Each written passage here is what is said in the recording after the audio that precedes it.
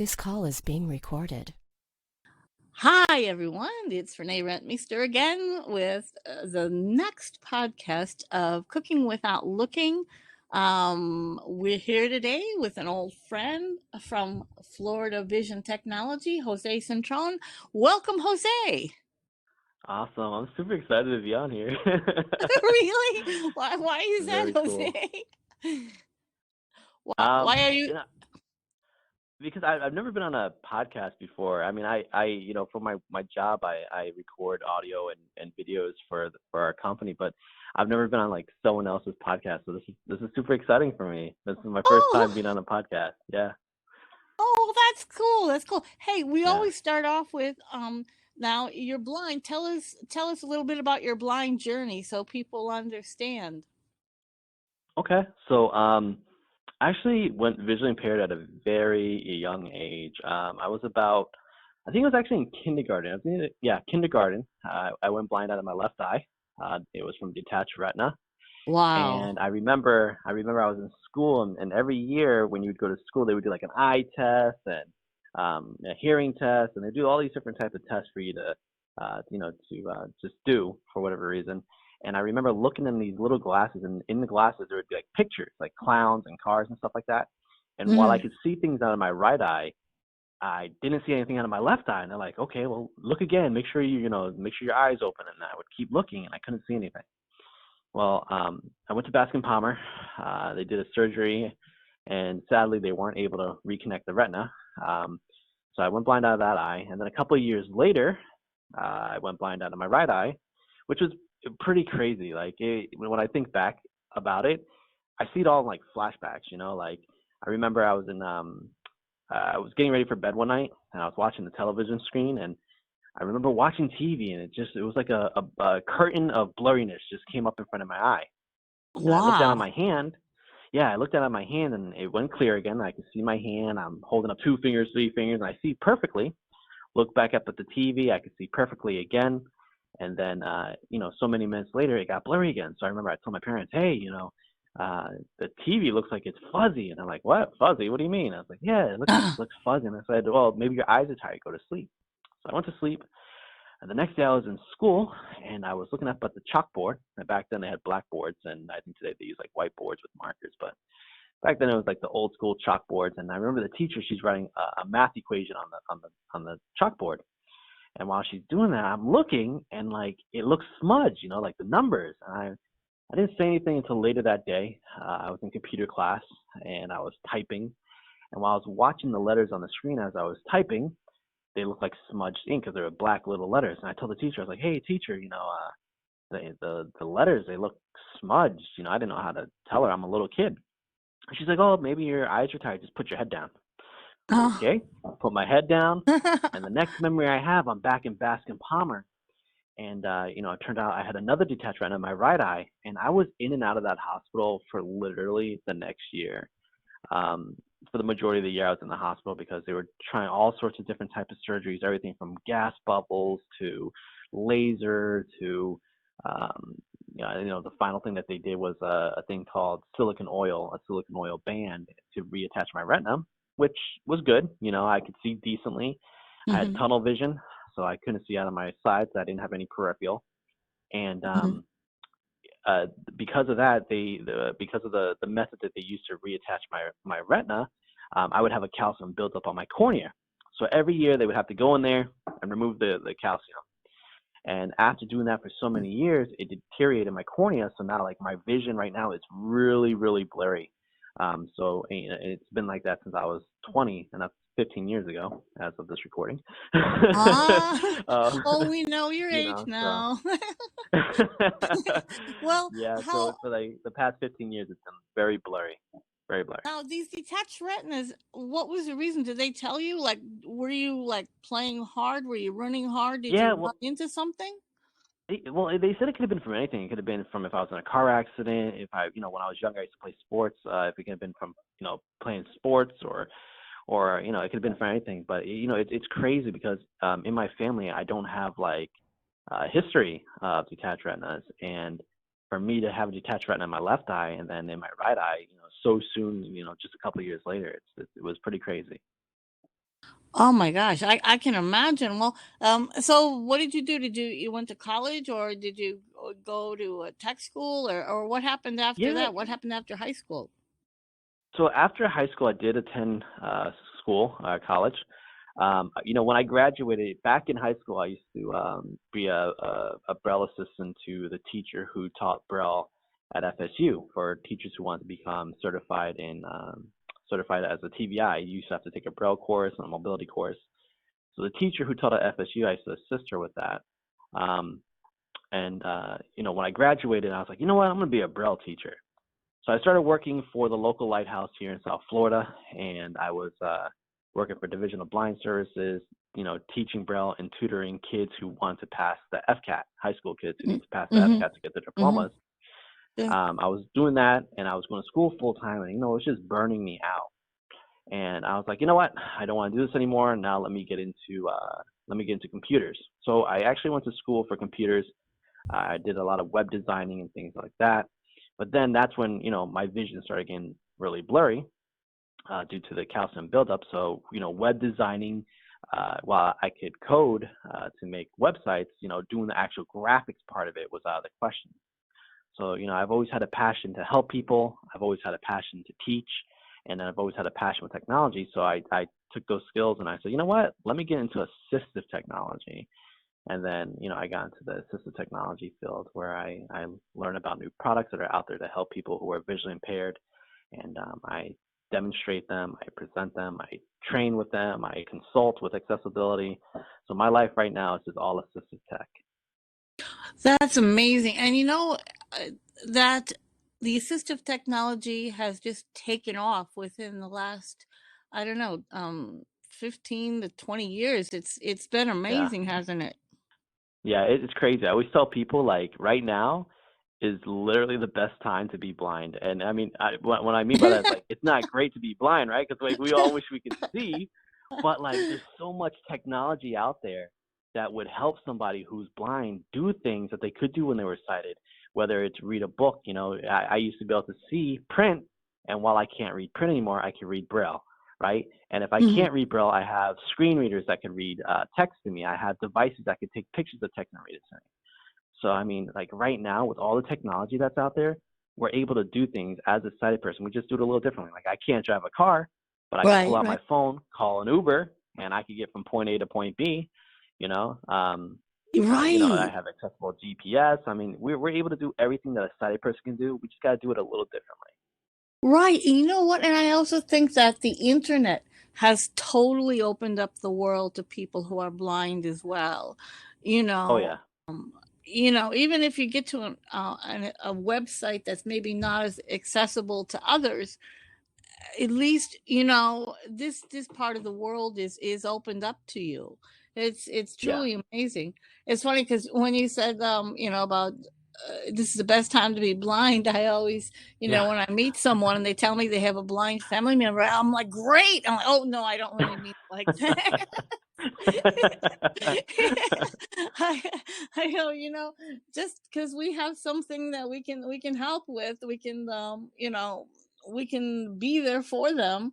So, Yeah, yeah. so tell us about your job here at Florida Vision Technology. Yeah, so I've been with my company, Florida Vision Technology, for about 4 years now.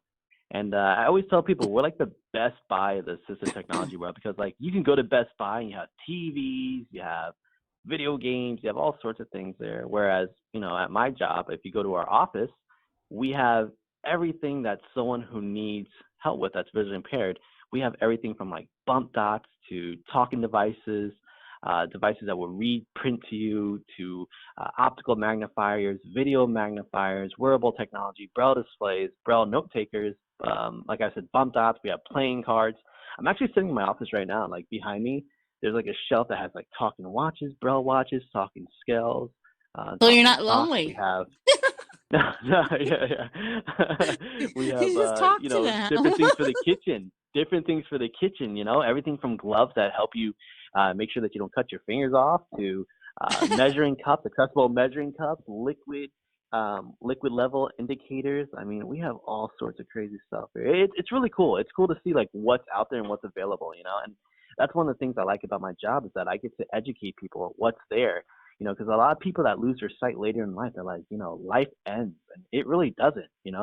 Once you find out what's out there and what's available to you, I mean, you can do anything, like really Right. anything. I mean, you've seen it. We look at Cooking Without Looking. There's people that are blind, whether they're blind from birth or they're blind later in their life. They're cooking, and they're really good cooks, and they're making delicious foods and they're doing Exactly. all that stuff in the kitchen. So Well, you know it's what? it's pretty And amazing.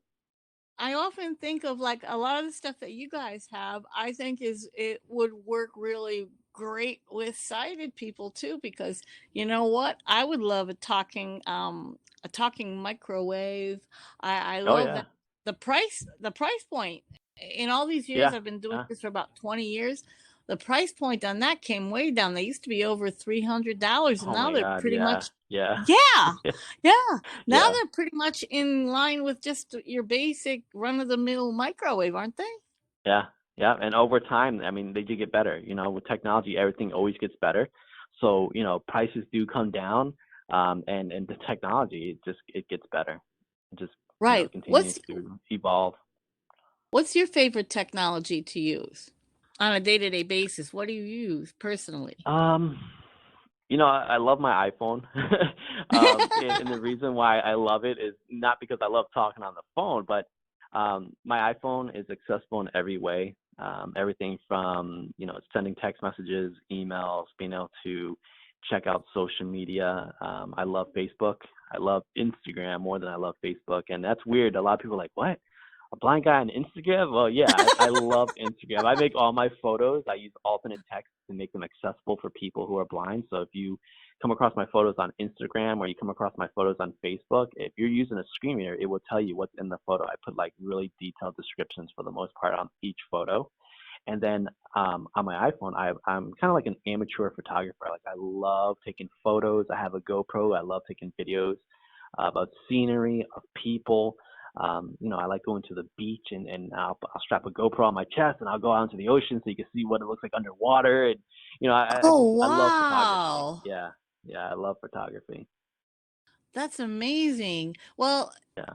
what I always thought was pretty cool were those little, I don't know, apps or whatever that Hmm. tell you what colors you're wearing or what color Yeah, your clothing is. I love yeah. that.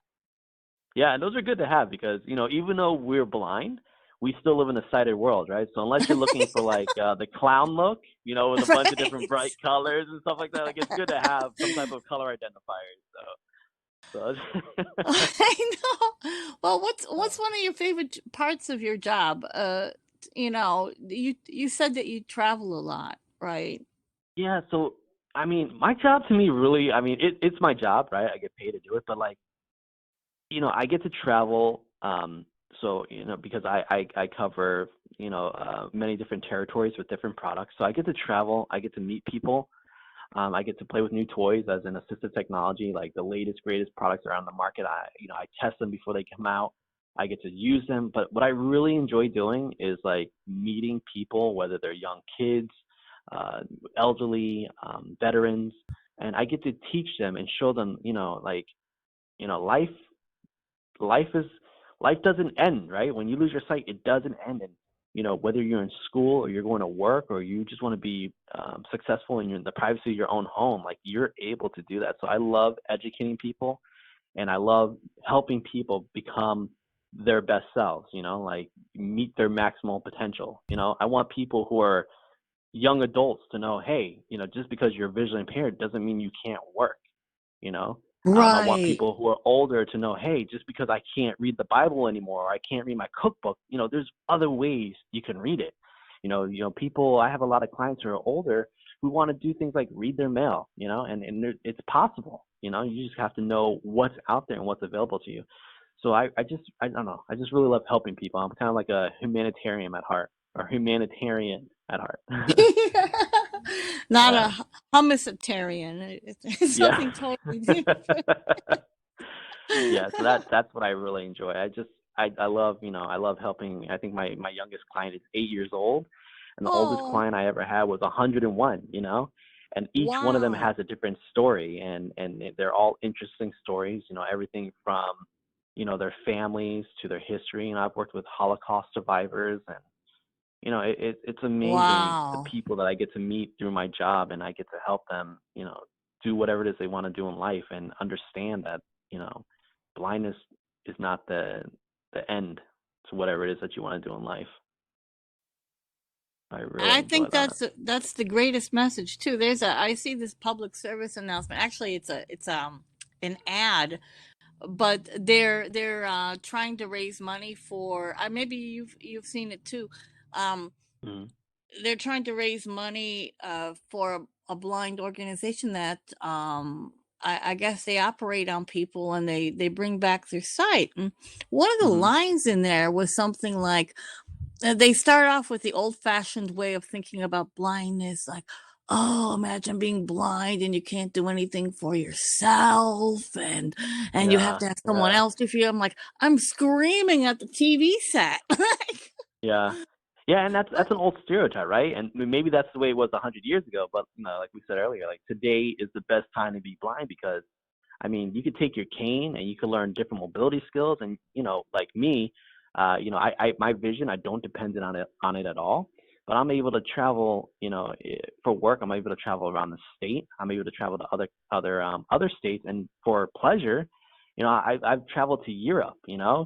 I've gone shopping in places I've never I've never been to, and explored places I never thought I would have the opportunity to explore. And I mean, today it really is. It's the best time to have a disability, specifically in my opinion, blindness, because again, there's so many things you can do if you just learn how to do it, whether it's learning the skills to work in the kitchen or to navigate from point A to point B. Once you learn those mobility skills, I mean, you can pretty much do anything that you put your mind to. And I wish a lot of people would think that way because they really can. I always tell people, if a person like me can do it, you could definitely do it because because I'm not the best.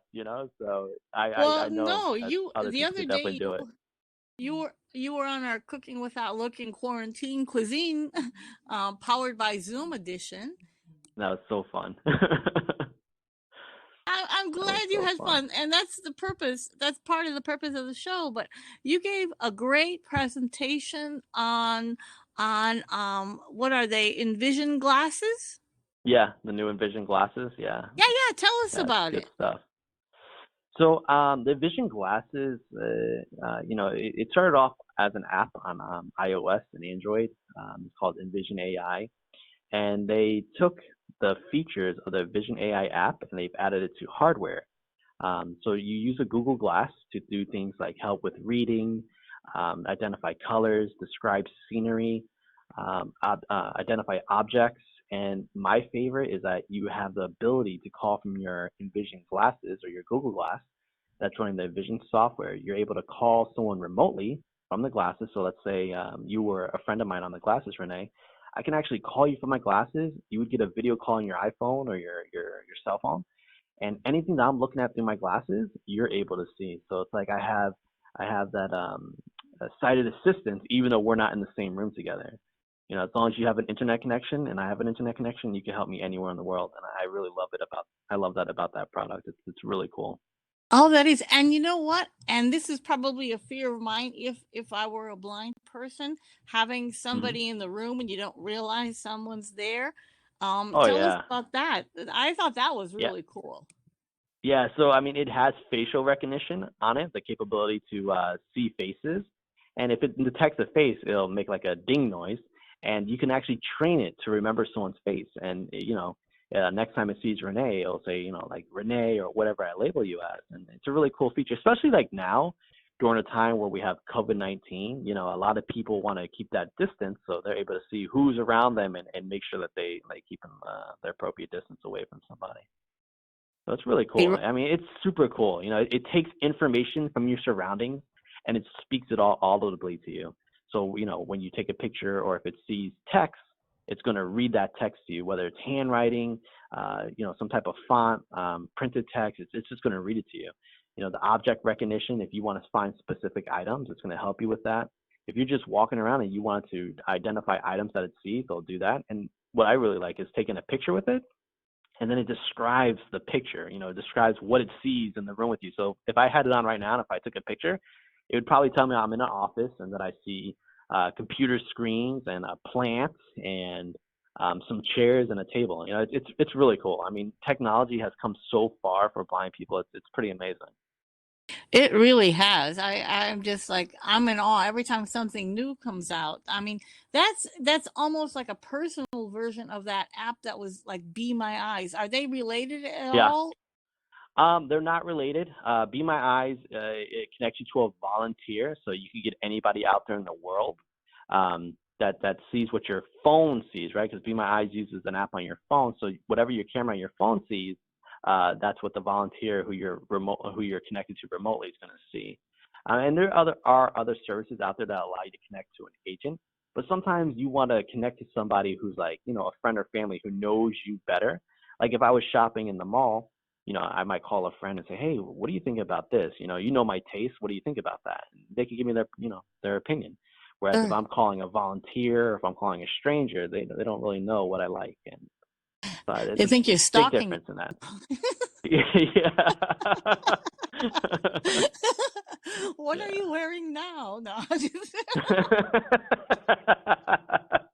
I'll tell you though, I have like with those types of devices, I have gone and like people watch. Like some people they sit in the mall, they just like to watch people walk by, and Sure, sure. I've done that like at conventions. I'll sit there and I'm like, oh, what do you see? Like, like what are people wearing today? Like what's the new style out there? You know, Yeah, right. it's pretty You, cool. you want to be sure you're not wearing that 1970s style Yeah, for 2021. yeah, yeah. Well, hey, do you cook much or cook at all? Well, I mean, I was taught how to cook, due to the fact I'm usually traveling for work and living out of hotels. I usually eat out a lot, but I mean, when I do cook, I like doing things like on a grill. I really enjoy grilling steaks and burgers and chicken and things like that because I think the grill gives food a really good flavor. Now people will think, "Oh my God, a blind guy grilling." What kind of precautions or what do you use when you're grilling?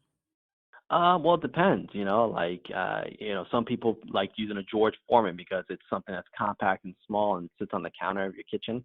And, you have a little more control over that. Some people like using a regular grill that, like outside. I mean, either one that you use, I mean, it's good to orientate yourself with it. That way, you know where to put your hands, how things are laid out. It's kind of like, like the same way you would in your house, right? You learn the layout of your house.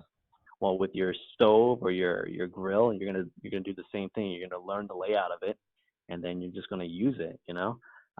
So I could use either a regular grill or I can use a George Foreman. But I don't know. I like that taste that you get on burgers when you do that, when you grill and you don't fry it. I like the grill taste.